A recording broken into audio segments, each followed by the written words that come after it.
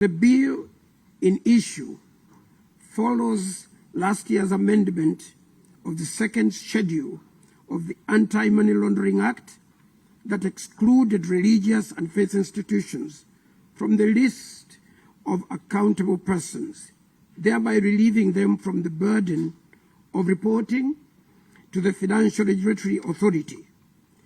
The bill, however, signals a reversal of that trend, seeking to impose more, not less, more scrutiny on organizations and religious institutions.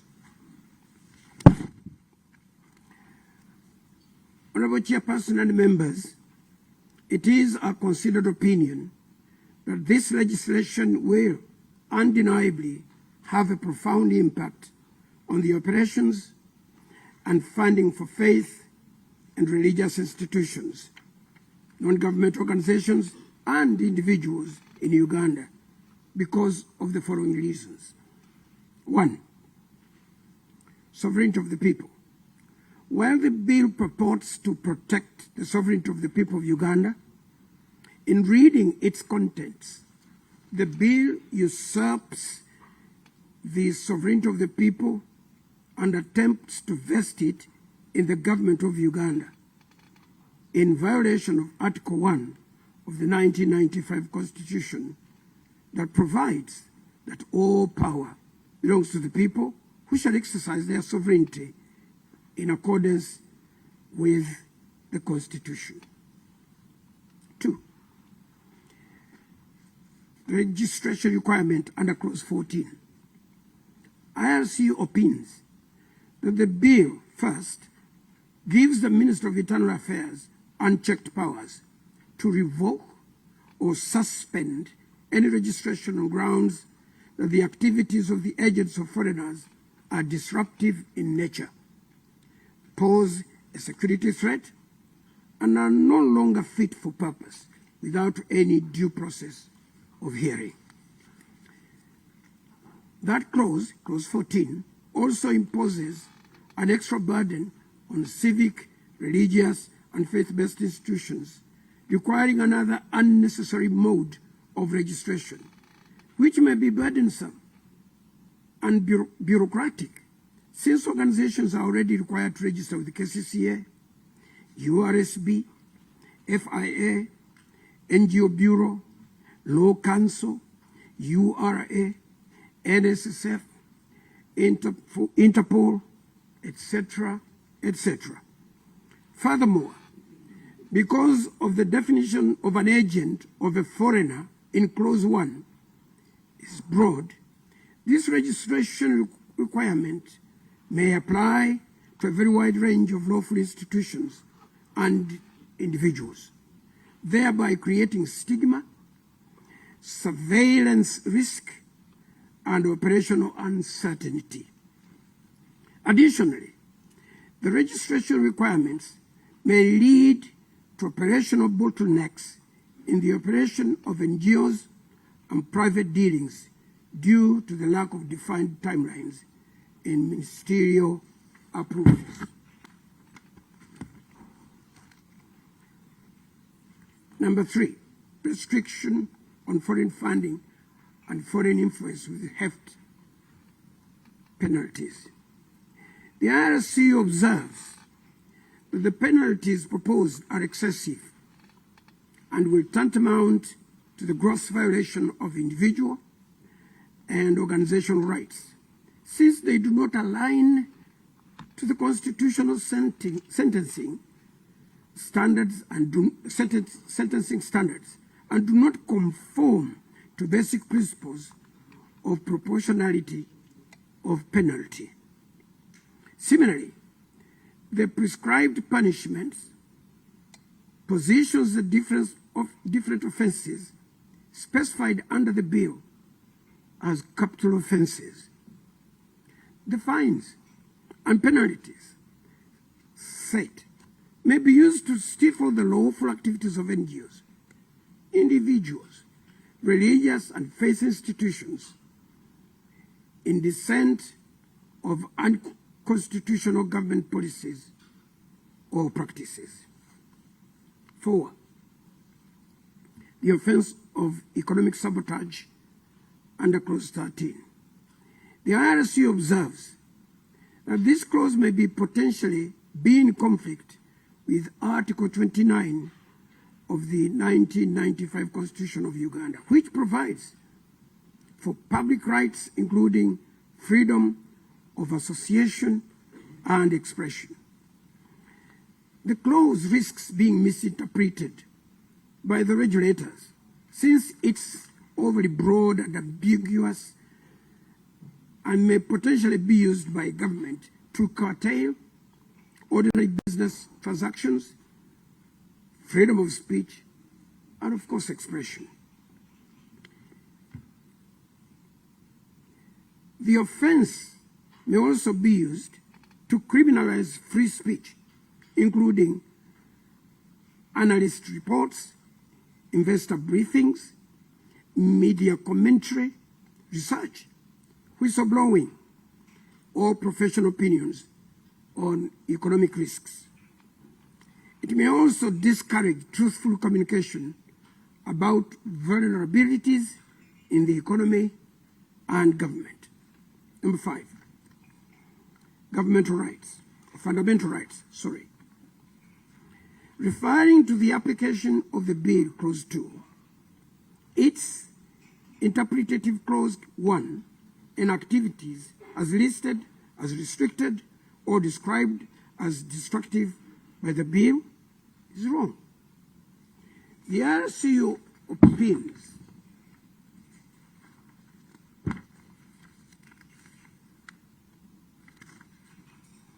that the restriction may breach the Bill of Rights under Chapter 4 of the 1995 Constitution by criminalizing the freedom to assemble and to demonstrate together with others peacefully and unarmed, and to petition government against any cause as provided for under Article 29, 1D of the 1995 Constitution. Cripple free political participation and funding of political parties guaranteed under Article 29, 1E of the same Constitution, among other violations. Number 6, powers of the minister and respective agents, including the power to revoke or deny certificates, declare a person or an organization an agent or a foreigner without an impartial due process, and the right to entry into premises for investigations.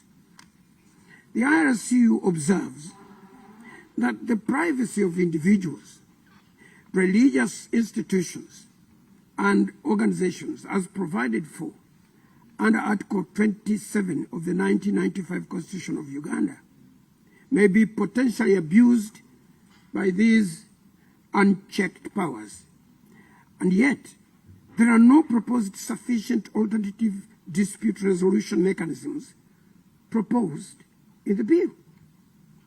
Furthermore, this legislation conflicts with existing laws like the Data Protection Act, the Anti-Money Laundering Act, the Public Finance Management Act, by mandating public disclosure of sensitive data and duplicating offenses with harsher penalties and fewer safeguards.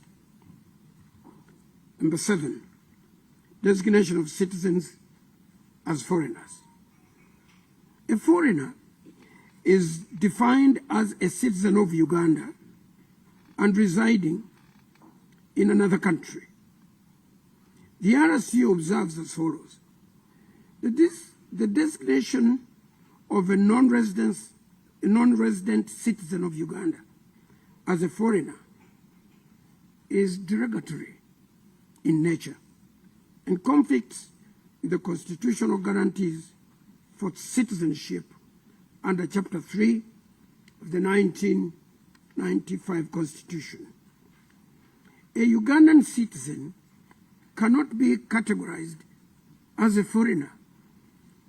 One cannot simultaneously be a citizen and then rendered a foreigner at will by law. The categorization of Ugandan citizens residing abroad as foreigners will stifle the channeling remittances from labor externalization and limit foreign funding to the detriment of the country's database, taxable database. Additionally, being deemed or designated as an agent of foreigners by the Minister of Internal Affairs without any due process is derogatory in nature and a gross violation of rights of citizenship. Chair, what this means is that once somebody leaves this country, they lose their citizenship by virtue of geography.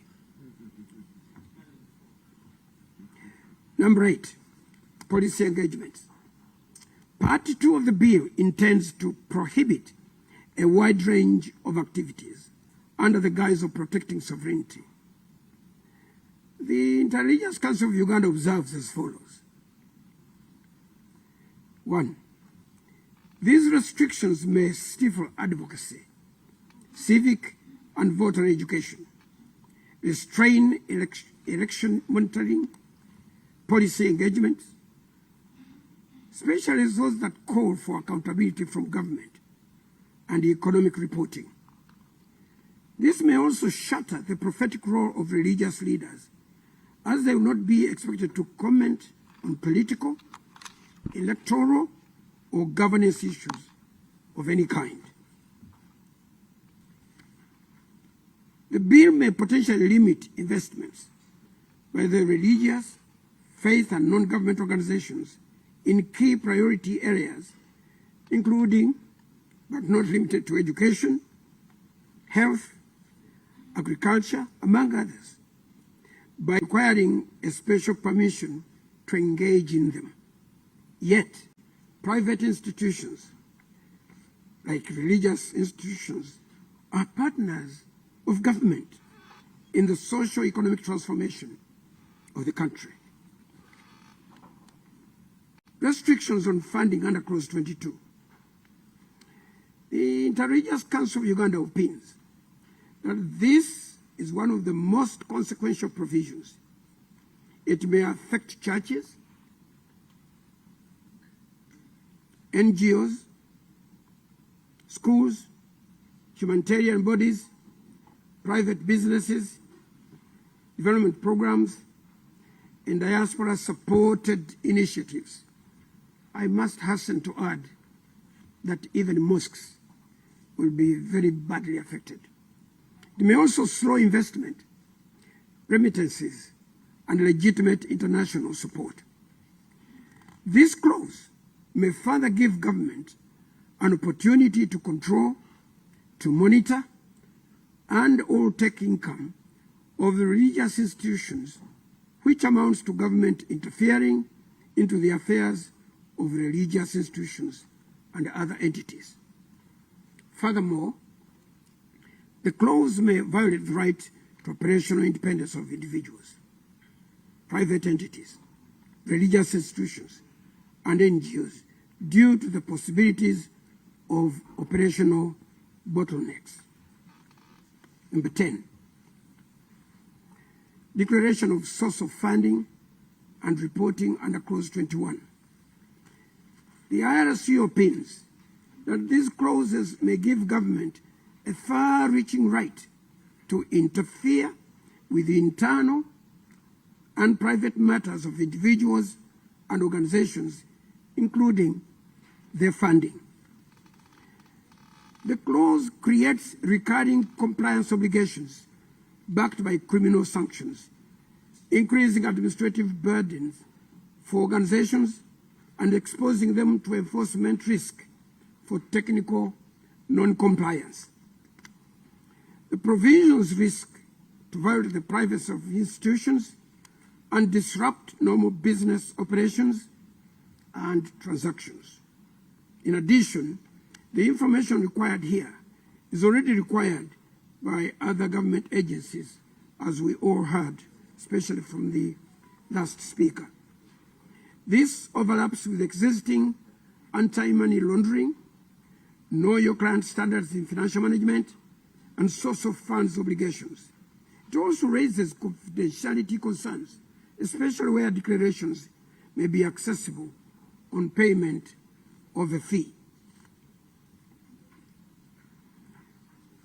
Our recommendations to Parliament, the interreligious recommendations to Parliament.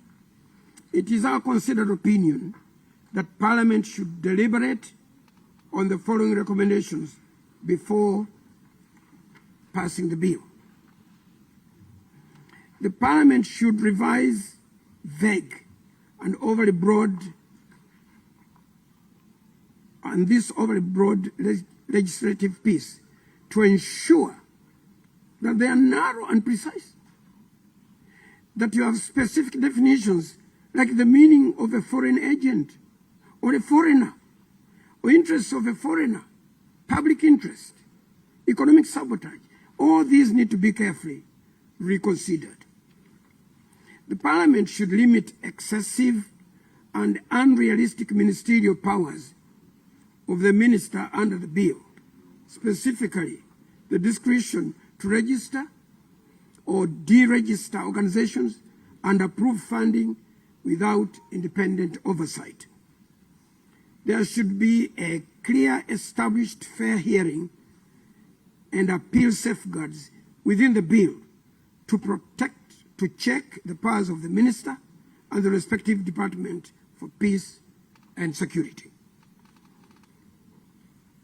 Parliament should strike down provisions that are criminalizing lawful fundraising activities by Ugandans living abroad, and those that may affect remittances in support of local investments and families, as it is likely to affect the socio-economic progress of the country and partnerships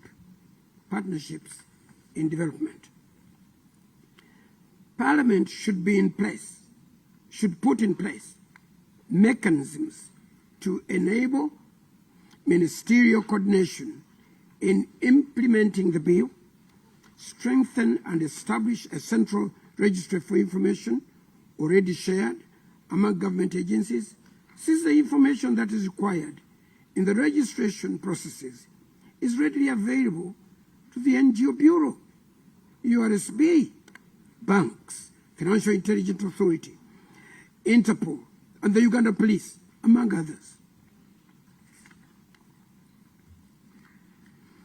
In the alternative, the IRCU and its partners recommend strengthening the capacity of the Financial Intelligence Authority, FIA, in respect to implementing the bill, rather than creating another registration framework under the Department of Peace and Security. The IRCU and its partners recommend that government should strengthen private-public partnerships instead of stifling the engagement and participation of NGOs, religious and faith-based organizations, in policy formulation, implementation, and development, inclusive of governance requirements for the participation of all stakeholders, regardless of background or status, to have a voice in shaping policies and institutional practices, promoting equity, participation, and social justice. The IRCU and its partners recommend the creation of an alternative dispute resolution mechanism to expeditiously address matters arising from the actions and omissions of the minister or the Department of Peace and Security before any court process. For example, in the creation of a functional interministerial tribunal, since the functions under the bill overlap with the mandates of other agencies. This will address the issue of backlogs in the courts and guard against the unnecessary delay of justice in business and related transactions. 7. The punishments generally proposed in the bill should be reasonable and proportionate, aligned to constitutional guarantees and sentencing guidelines. The law should not restrict the amount of funds to be received, but instead strengthen the existing entities like the FIA, the Bank of Uganda, the NGO Bureau, and the Deposit Protection Fund of Uganda that requires proof for the source of funding and the purpose of the funds received. Parliament should consciously safeguard the protection of constitutional freedoms and rights as provided for in the Bill of Rights under Chapter 4 of the 1995 Constitution as amended, especially freedom of association and expression, the right to fair hearing before administrative bodies, the right to acquire resources, to run faith, civic, and political organizations from other sources as apart from government, among other rights that may be stifled under the bill. There is no need to respect the independence of faith.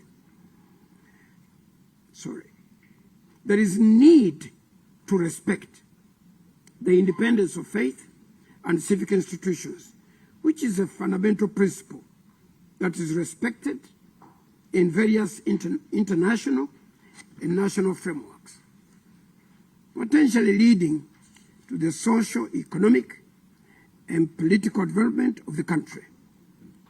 The bill needs to recognize the role of civic, religious, faith-based organizations in service delivery in Uganda, which may potentially be undermined by the bill.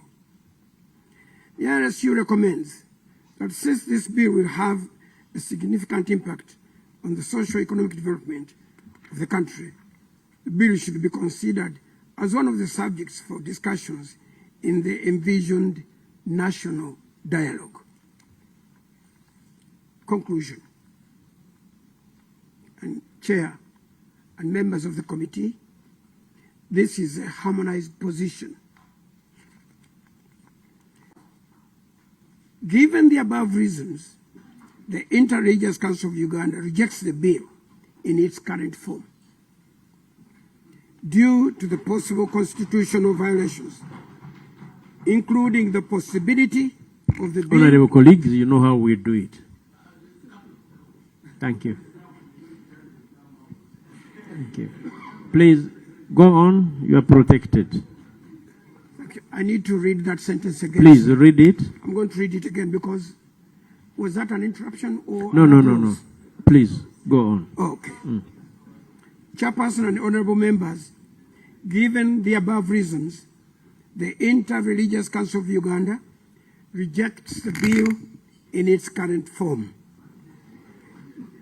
Due to the possible constitutional violations, including the possibility of the bill shrinking civic space, endangering both civil, religious, and political rights, while creating legal conflict with the existing financial regulations as highlighted herein.